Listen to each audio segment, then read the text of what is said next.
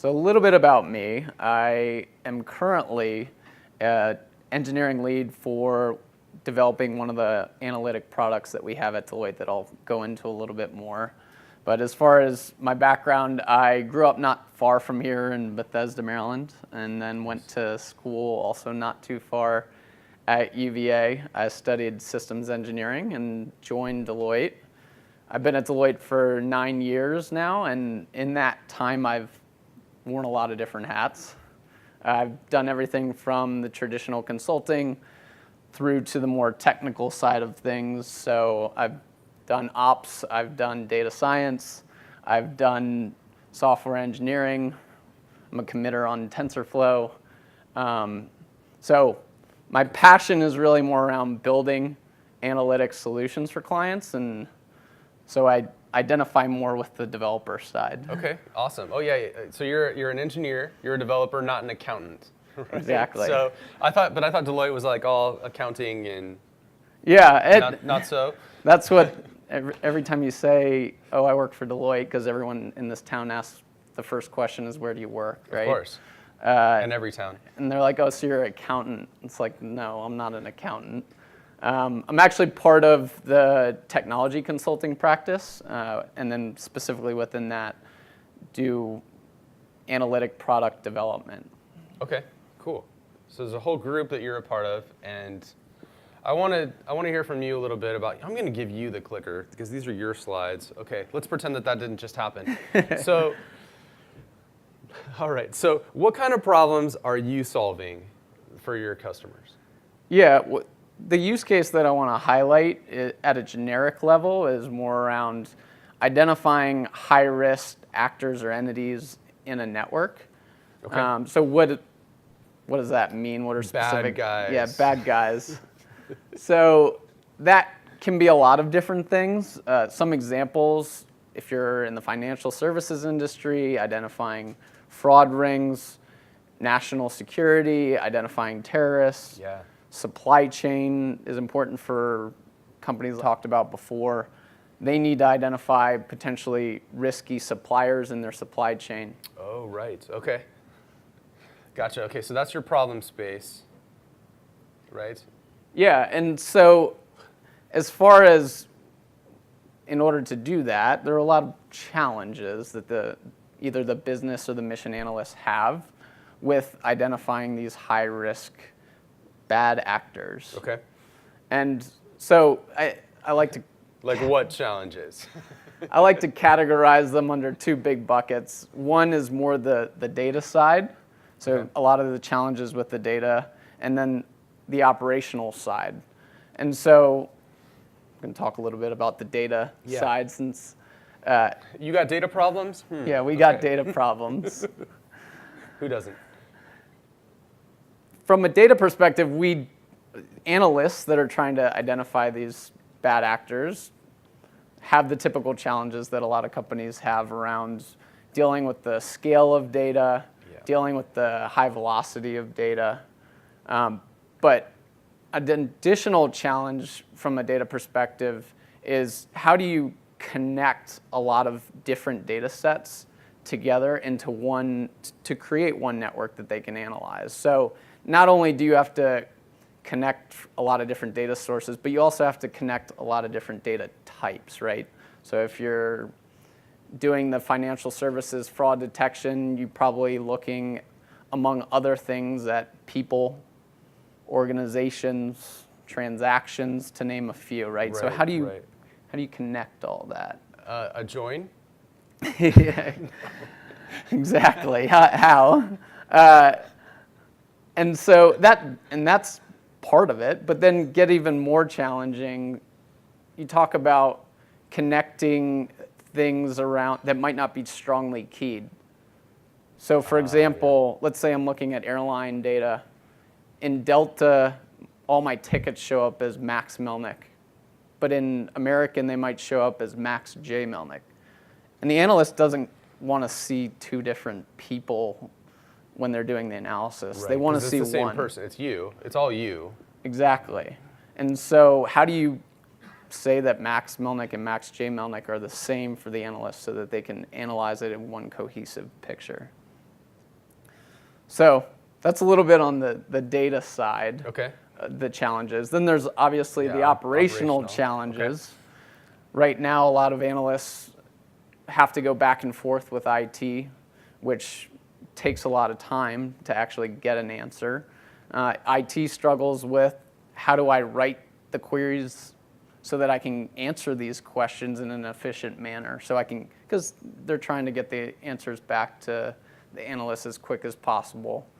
And then also, how do you do all this at scale and fast, right? So how do we identify bad actors more quickly and easily is the big problem. Okay, so you're talking about being able to kind of turn around that knowledge that's coming from analysts and build it back into the system. So then the next round can be automated and, right? We're Exactly. closing that loop, that feedback loop. Yeah. Okay, cool. So how have you solved this problem? What have you got? So those problems inspired us to create a product called Mission Graph. And I'll go into a lot of detail on what it is, but at a high level, the way I like to explain it is it's a self-service platform that helps business and mission analysts really do the analysis where it requires you to create a comprehensive network that combines lots of different types of data at massive scale. Okay. And if you can't explain it in a sentence, then that's good. It's not worth explaining if you can't explain it in a sentence, so that's good. And I'm a pictures guy. I think a lot of people are more visual. Yeah, me too. So what does that look like, right? I talked about the self-service aspect of it. So I'll take the persona of the analyst first. I'm going to go through a few of the personas for the overall solution, but that might be relevant to you all as well. But from an analyst perspective, again, we wanted to create a self-service platform, an interface, so that don't have to go to IT all the time and wait for an answer. I also don't want to have to connect all this data myself manually, right. Whether it be in Visio or something. Oh, there's a throwback. Okay. And so specifically what we have here, just to set up the example a little bit. Yeah, what are we looking at here? Is imagining at the indirect air carriers or cargo carriers, and I want to identify where there might be high-risk cargo carriers. Okay. And so I don't expect that you all can see this. I'll talk through it. But what we've done is create one comprehensive picture of the air carriers and identify certain risks from them and allow the analyst to actually start with, hey, here are there's some high-risk carriers and explore, okay, well, why might they be high risk? So a lot of times in these use cases, one of the entry points is they get some information about a particular entity, right? In this case, it's, let's say Jetwire is a air carrier that they saw in some report is high risk. It's like, okay, well, tell me, is it really high risk? And let me look into it a little bit more. So there's a tip that indicates that you might want to look at someone in particular. So now you're going in and looking at that particular supplier or provider, and then what? So again, it's kind of the search, right? Yeah. I want to find within this huge network, show me the entity that is potentially high risk that I saw in some report, and I want to explore. And so the question they're asking is this entity, in this case, a cargo carrier, Jetwire, high risk? And one of the big questions in order to determine that is, well, are they related to any high-risk entities? And so what we've done here is a very simple example where we have some information about the air carrier, some of the people associated with it, but we've also connected data from the Panama Papers. And so over here on the right-hand side, you start to see some of the nodes in red that indicate potentially high risk. So what we've done is allow the analyst to start with, hey, this carrier might be high risk. and then dig into the details to understand exactly, okay, why is it high risk? Where might I need to actually investigate further? Okay, good. And that's like very visual. That pops out at me that like, oh, there are red nodes that are not one hop away, but definitely 2 hops away in terms of this tree of relationships. So there can begin, and that might be a little bit concerning that there's those 3 there, and is that indication of a pattern, et cetera? Right. Okay, cool. And then I told you I'd go into more detail, look behind the covers. So I started with more of the analyst view, and the UI that you saw a screenshot of is built mostly using some tools called keylines, which I like to call kind of D3 on steroids for network analysis, and then React. So that's the analyst view. Okay. Now let's talk about kind of the ops view. So one of the problems I said earlier is how do you operate all of this at scale and fast? So not only do we have to have a platform, or we need to support the platform and be able to scale. So we can run in AWS, GCP, on-prem, but also how do we get enhancements to end users quickly, right? And so that's part of the orchestration piece. Jenkins is one example of one tool that we use among others. Okay, cool. So you joined the container revolution. You've got a build pipeline going on. Exactly. Right. Okay, cool. Now let's talk about more of the data scientist, data analyst side, and that's where from analysis tools and some of the entity resolution come in.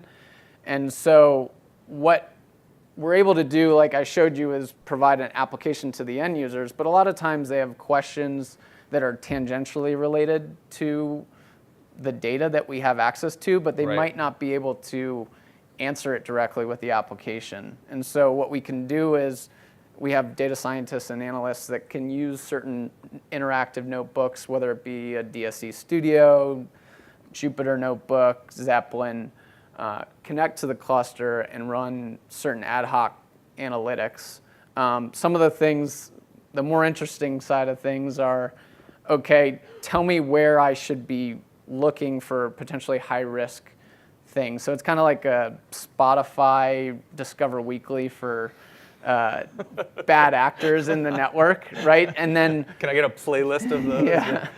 So it's kind of this recommendation workflow where the data scientist is saying, okay, here are potentially high risk communities or high risk actors. And the nice thing is then we can take the UI and actually build out and explore and say, okay, is this actually a high risk network? Okay, what I really like about what you're saying too is that there's kind of like the more well-refined processed version of the visualization that's built into Mission Graph, but then alongside that, you can come with these tools and do more ad hoc analysis. Exactly. Discover more things, discover more rules that can get built back into the system. So there's kind of like those 2 levels of interaction. It's great. Yeah, and that's one feedback mechanism. The other, from an entity resolution perspective, they're able to, we use one tool called Tamer. We also use some other, just data scientists are able to go in and create certain machine learning models that can then be deployed back into the entity platform. resolution is what for the uninitiated? I guess I didn't really go into that. So that was when I was talking about the connecting on different entities when you don't really have strong keys. So the Max Melnick versus Max J Melnick, how do you connect that and resolve it as one entity. person? That's the entity resolution piece there. Exactly. Okay.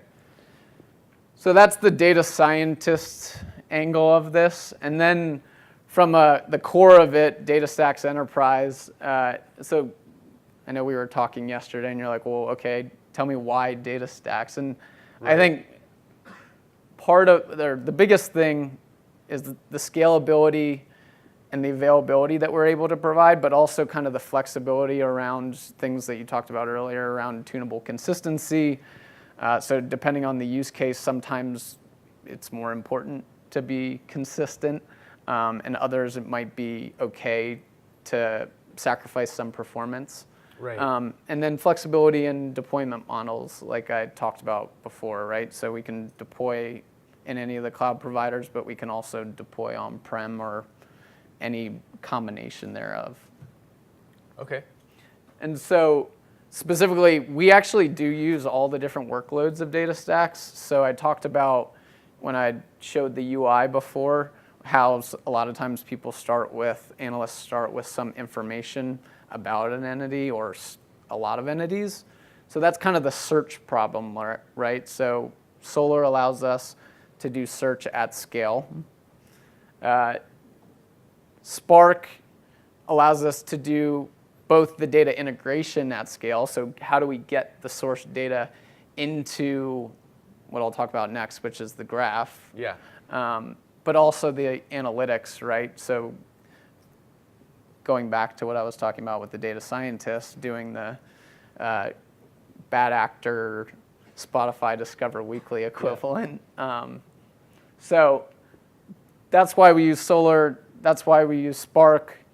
Cassandra runs underneath of all of that, and we mainly interact with Cassandra. We do some straight to Cassandra, but we also do a lot of using the graph. Okay.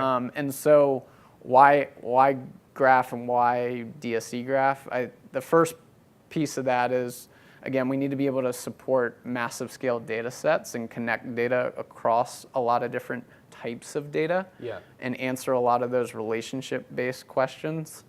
And so to kind of underscore that, this always resonated with me when I saw it. So this kind of goes back to the back and forth with IT, right? A lot of times analysts were asking these questions of IT, and IT had to write these really long, convoluted SQL statements and had a ton of joins. Yes.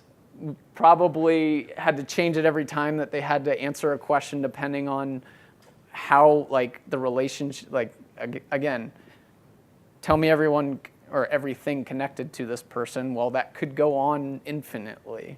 Right. And so this is why we need to know what a query plan is. So that becomes a lot easier when you have these network-based questions, if you can write it in graph and interact with the data in graph. Yeah, that's pretty powerful, because this is a real-world example of how much easier it is on the left there to write a graph statement. If what you're really doing is navigating through a network, I mean, that's why this is so complicated on the right? Because I have to go from table to table or from entity to entity to get to the next thing. Which is so much easier and more intuitive to write from a graph perspective. Yep. Well, I know we were going to talk through some lessons learned in all of this. Yeah, right? yeah. Give me the nutshell. Like, I know we're almost out of time here for our morning session, but what would you suggest to somebody who is adopting this technology? What are your key lessons learned that you want to share with them? First one is know the DSE and Cassandra anti-patterns and best practices. Right. My little anecdote around that is at one point we had to deploy to an on-prem data center, and all that was provisioned for us was network back storage, SAN, and that was kind of a nightmare. We saw a lot of challenges with throughput, the variability in the throughput specifically, Yeah. which caused a lot of jobs to fail when we were trying to load lots of data. You just said one of my trigger words, SAN. Yeah. Trust me, we know the pain. So just that's kind of a friendly reminder to DataStax Online has one or a few pages on all the anti-patterns and best practices. Okay. So definitely, especially before going to production, recommend looking at those. Even if you are in production, you probably want to look back at them and see if We you're get a lot of violating calls it. after people. The first time we hear from somebody is after they're in production and having a problem. And we can help, but it's a lot better if you come to us earlier. Yeah.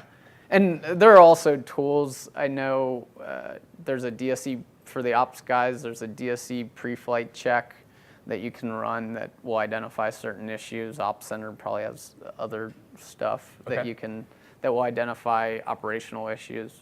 So yeah, know the anti-patterns and best practices. And Okay. Gotcha. Give me one more. One more. Let's see. So I think as far as onboarding new team members, there can be somewhat of a learning curve. Generally, what I recommend is start simple relative to the person's skill level. So, for example, with junior engineers, you might want to start more with not necessarily going into complex application code that has a lot of moving parts, but start first with some of the basic tutorials that are on DataStax Academy and other sites, like the Killer Video, I know is a kind of an application that runs across. Good. I have a slide on that. There you go, teed them up. You knew I would. Okay, cool. And then the last thing, I know we're almost out of time here, just wanted to say we're hiring. There are a lot of growing opportunities at Deloitte to do cool product development for applications like Mission and platforms like Mission Graph. So if you're interested, come talk to me after. My email's down there, but you probably can't read it. It's mmelnick@deloitte.com. So with that, Awesome. Thanks hand so it over much. to you, Jeff. Thank you. Thanks for coming out. This is hey, thank you. Yes, thank you.